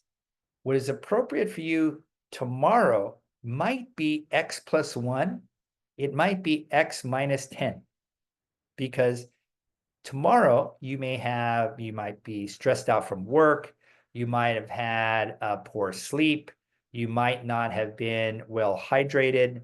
And so every day the body fluctuates. And every day we're not going to hit maximum. We're going to fluctuate a bit. And that's why with the KAATSU units, we always have the ability to put the pressure higher or lower. And that's okay. To have a lower pressure is okay. To have a higher pressure is okay if, we're going back to the original KAATSU, the pressure is appropriate for you. And how do you define appropriate for you on day 1 or day 2 or day 3? Fast capillary refill time, and if you do a variety of exercises with 20 seconds rest in between, the number of repetitions for each set decreases. If, for example, you do 3 sets and you're able to do the same amount of repetitions on each set, your pressure is too low. If you do the same amount, or if you can only do a few amount of repetitions, but your capillary refill time is slow, your pressure is too high. I know this gets a little complicated, but 2 parameters, fast capillary refill time and a decreasing number of repetitions on any given exercise. That is how we define appropriate pressure or optimal pressure for you on any given day.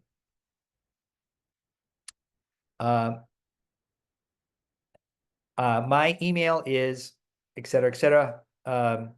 I'm affiliate, and if I could get a reply to my email, I would appreciate it. Okay, Thomas, if you can send an email to me personally at Steven, Steven dot Munatones, Munatones at KAATSU.com, I will personally reply to your question. I don't know what it is. I don't know what your issue is, but as the CEO of the company, I will respond. You can copy info at, or you should copy info at KAATSU.com, so our customer service people can see how you address whatever question or situation you have. We've got many more questions, and I know I know if you have to leave, I apologize. I don't know what it's been an hour and 45 minutes, but we still have a bunch of people who've raised their hands. I promise I will get to you, and we still have many more questions. So I will continue. Post-surgical questions. Is it best to wait until a nerve block has worn off to use KAATSU? What is the best position to use KAATSU, seated, lying down, or on knees, if you're non-weight bearing, particularly if there's swelling in the leg? Okay, so I assume you have a lower body injury, and so your first question is it best to wait until a nerve block is worn off to use KAATSU? So let's assume that you have a lower body injury, you on your lower body. I would personally wait. You may be discharged from hospital, or you may not. I don't know. You probably can't use it unless you're in a VA hospital. You probably can't use KAATSU in a hospital. So I would wait until it's worn off. Personally, just my own personality and knowledge of KAATSU, if I had a nerve block on my lower body, I would probably be using it on my upper body. I wouldn't use it on my lower body, though.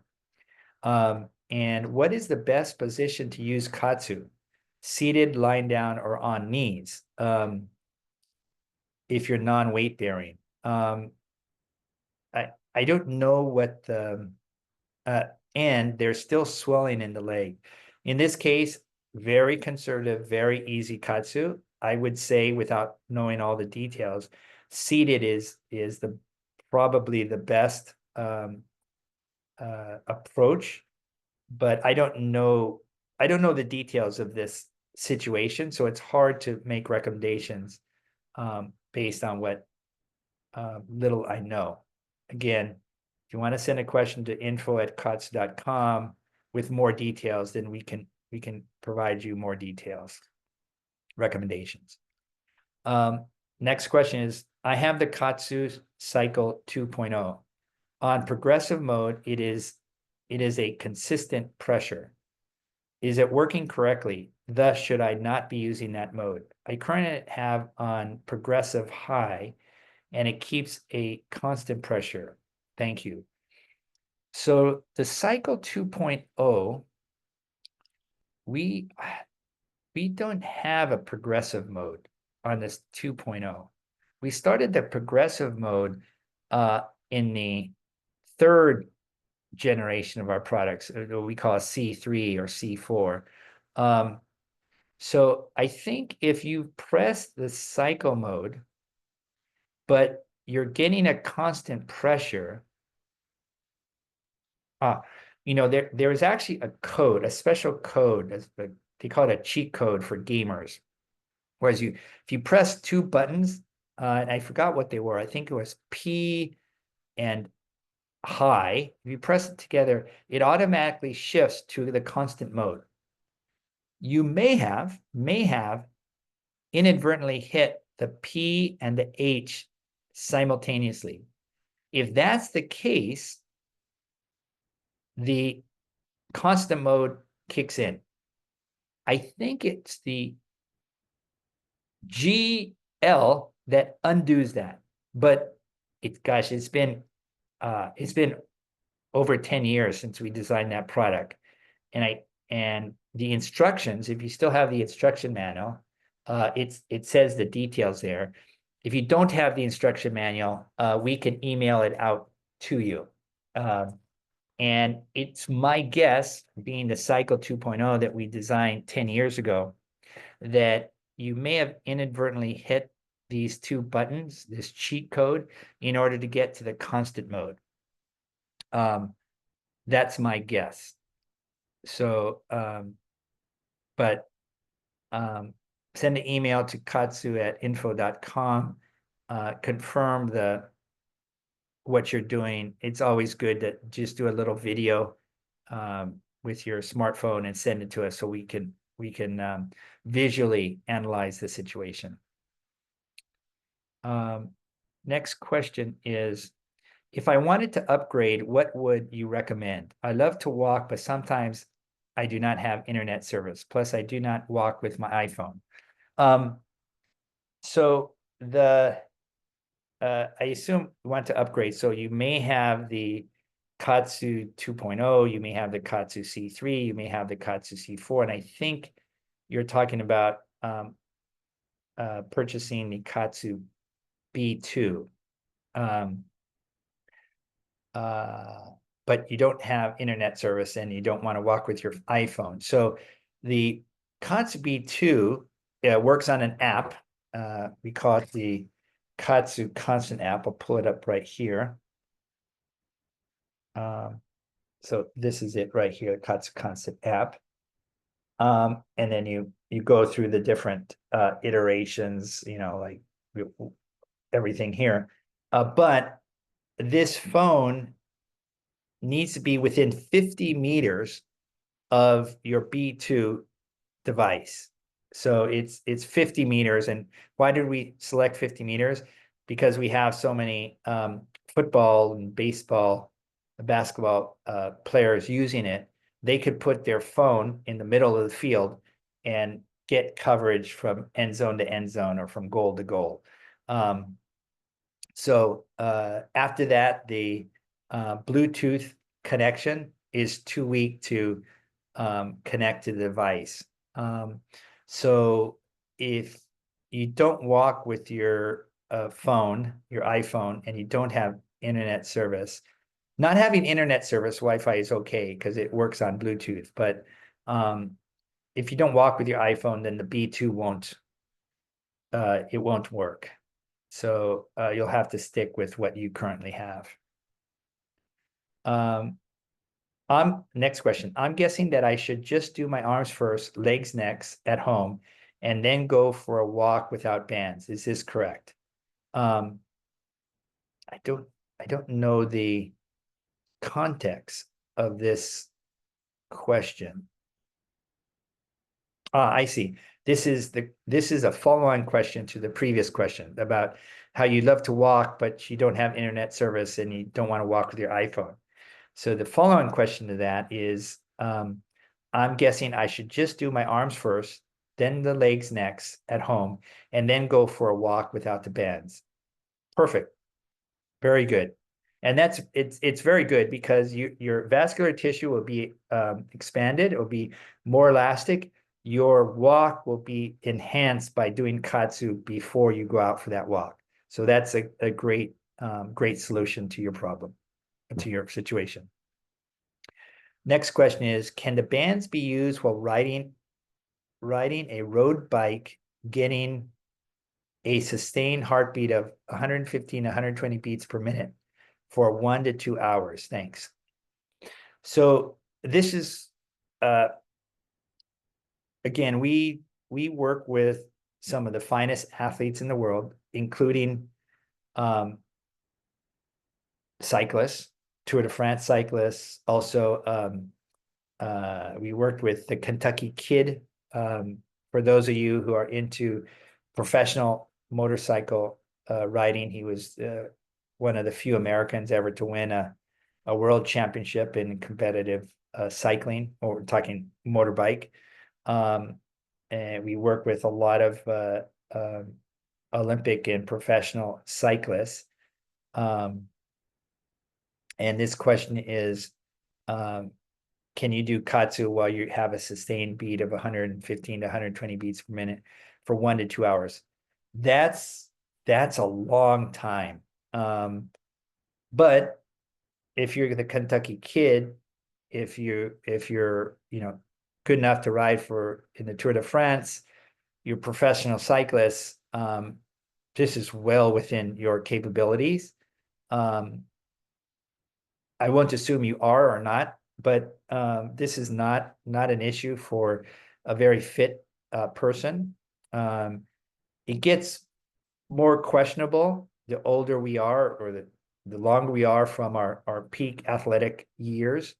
120 beats a minute, that's what I would expect if you're on a road bike for 1 to 2 hours. You have to be 100%. You have to be well hydrated. So KAATSU Global as a company, we make recommendations, and we always know there are people that go beyond what we recommend. We 100% know that. We get an email every single day about some incredible person. It could be a weightlifter, it could be a runner, it could be an English Channel swimmer, it can be a person who climbs up Mount Everest. We have both of those users. We've had people climb Mount Everest trained on KAATSU. We've had English Channel swimmers, Catalina Channel swimmers. We've had a number of people who do really, really unbelievable extreme sports. And we know that those people go beyond what our recommendations are, because that's just who they are. They push themselves to the limit and sometimes beyond. We would only recommend that you know your own self and you take responsibility for your own self. The worst thing that can happen is, which has potentially tragic consequences, is you become lightheaded. Because you're getting tremendous amount of lactate. You exercise extraordinarily hard relatively hard for 2 hours, and you don't get you're not well hydrated. You do hydrate, but you're not well hydrated, and it might be a hot, humid day, and you get lightheaded and you crash on your bike. I would not want to. I would hate to see that. So what I would do is I would go within reason, and your body better than anybody else. I would do KAATSU to a certain percent, and then take off the bands and go hard the rest of the way. I just don't want to see you get injured because of something that gradually comes up on you. We see it all the time. I've been in situations with professional athletes. Coaches are there, trainers are there, team doctors are there, and they've assured me that their athletes are capable of withstanding a difficult KAATSU workout. They've assured me. And I look at them and I say, I think you're pushing it too hard. They cross over that barrier. People faint, they throw up, they become nauseous, they're lightheaded. And I just don't want to see that when you're in a weight room and you can collapse or fall, or if you're in a bike and you collapse and fall. So again, yourself, we make our recommendations, and we know every single day we've got extreme athletes out there pushing beyond. And we urge extreme caution with KAATSU. It's a different form of exercise. You're engorging your limbs in blood. In your case, you're on a fast-moving bicycle, and I'd just be extraordinarily careful. Next question is, I'm just experimenting here. And on the progressive mode, low and medium, it seems to cycle. it is on the high that it doesn't cycle, but it stays constant inflation. Ah, okay, I see. This is a continuation of a previous question. So what I think is happening here on the high pressure, there may be a tiny leak somewhere in the system. And the reason why is the air is trying to get into the band, but there's a leak somewhere. And so it hasn't reached that threshold where it then goes, okay, we're at the threshold, now hold it for 30 seconds and release. Go to the threshold, hold and release. So there it sounds like, because on the lower pressures, you don't need that much air. So medium is okay, low is okay, medium is okay. But when you get to the high, too much air is going in through the system, pushed out by the compressor, and a tiny amount is, it sounds like it's escaping somewhere. Is escaping like maybe through the nozzle, through the band itself, I don't know. And therefore the band is not getting to that threshold where it knows it needs to fill for 30 seconds and then release. It's getting like there and just keeps on pushing, trying to push air, but some of that air is escaping. So that seems like that's the problem. The best thing to do here is to take a short video with your phone, lie the unit flat on your desk, turn it on high, and just take a video of it and send it to us. Then we're able to assess the situation. Next question. How do you explain having a heart attack after years of KAATSU? I appreciate your honesty. Easy. This was a time when I was traveling a lot. In 11 days, I traveled on economy class from LAX to Tokyo, back and forth, 3 times in 11 days.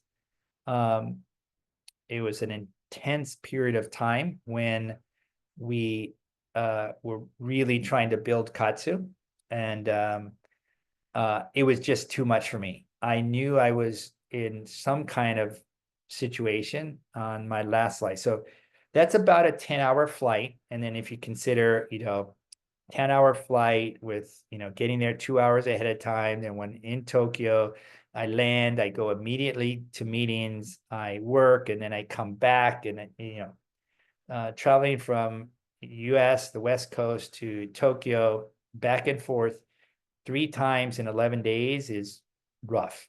It was obviously too rough for me.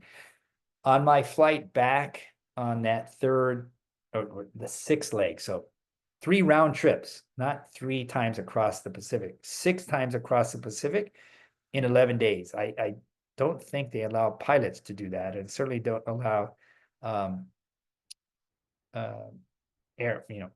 airlines employees to do that, but I did it. I was in economy class. It wasn't like I was, stretched out and relaxed. I was, crunched up in some very small economy class sections. When I got to Tokyo, I would work. And then when I wanted to sleep, I was wide awake. And then all of a sudden the next day I'd be, in the middle of the day, I'd be really sleepy. I was finding it. So I didn't sleep much for 11 days. My flight coming back, all I remember was my peripheral vision was gone. All I could see was this tunnel vision. My wife picked me up at LAX. She said I looked terrible. I said I feel terrible. I went to, she drove me home. I crawled in bed. Next morning, fortunately, next morning I woke up, I came down. By the way, the last thing I remember was this tunnel vision. I don't remember the dinner I had that night. I don't remember walking downstairs that morning, and I don't remember anything for 9 days. So what happened was I came downstairs. I face planted in my bathroom. My 17-year-old son at the time performed hands-only CPR on me. He kept me alive. Paramedics came. They took me to hospital in Newport Beach, Hoag Hospital here. They put a stent in my left ascending artery. They call that the Widowmaker. And then I was in a coma for a period of time. I think I was on the 6th or 7th day. I awoke and my doctor came over. Before this, my cardiologist told my wife that they were going to do the Arctic Sun protocol for me. That's where you freeze or you lower your body temperature, try to preserve whatever you have left in your heart and brain. But he told my wife, as they were going to do this, that the probability of me having severe neurological damage was very high. And was she accepting of that? She said, yes, I believe in my husband. And we have pictures of me all hooked up and everything. But I, through the good work of my son, the paramedics, 911, the emergency room staff, the CCU, cardiac care unit people, the intensive care unit people, I came out of it. Years later, I had a EEG done with me. I was doing experiments with KAATSU. I wanted to see the effect of the KAATSU cycle on my brainwave activity. And the technician said to me, he goes, hey, by the way, did you have a traumatic brain injury? And I said, no. I said, why? He goes, no, like you must have had a traumatic brain injury. I said, why? He goes, well, did you fall off your bike when you were a kid? Did you fall out of a tree when you were a kid? Were you hit with a baseball on your head? I said, no, none of that. And he goes, you must have, because there's a portion of your brain where there is no brain activity at all. And I go, maybe that is when I wasn't breathing for a period of time when I had my heart attack. Yes. He goes, that's very interesting. So anyway, if I am absolutely convinced, if I had not done KAATSU for all those years, I would have been dead. There's no way my cardiovascular system, my heart, my brain could have withstood the trauma that I had when I did have that Widowmaker heart attack and still be able to function as I did then and I do now. So that's what happened to me. So follow me around and you'll have trauma at your home, trauma in an Airbnb in Paris. I can tell you, I've been in the ocean and seen some pretty incredible things, experienced some pretty incredible things, but I'm always using KAATSU. So, but I do know that my vascular elasticity is off the charts. My physical stamina is off the charts. I don't mean to brag, but I swim and I can swim fairly fast for a long period of time. And that requires a very robust cardiovascular system and very robust vascular tissue, of which I think has developed over these last 25 years with Dr. Sato's invention. Another follow-on question is, I do have the instructions to the KAATSU 2.0. I think you are correct about what you're saying. Oh, good. Perfect. There's all these details, and I do have that blank spot in my brain and that my wife continues to remind me of when I forget things. So, yeah, I'm glad we're able to resolve your issue. And last question is, I look forward to more of these. I learned so much.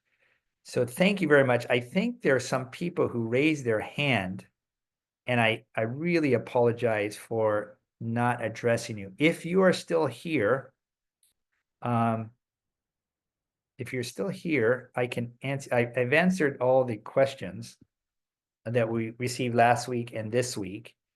And if not, it's been a little over 2 hours. So I apologize for my verbose nature in describing things, but just the way I talk.